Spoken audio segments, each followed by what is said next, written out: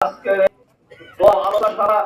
আলোচনা সভার সম্মানিত সভাপতি, আজকের এই আলোচনা সভার প্রধান অতিথি, বিশেষ অতিথি বৃন্দ ও ইটবাড়িয়া ইউনিয়নের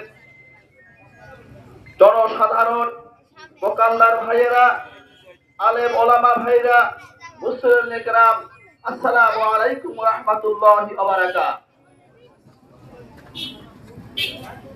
মহান রব্বে কারিমের দরবারে শুকর গুজার করছি এই জন্য যে আজকে মুক্ত আকাশে খোলা মাঠে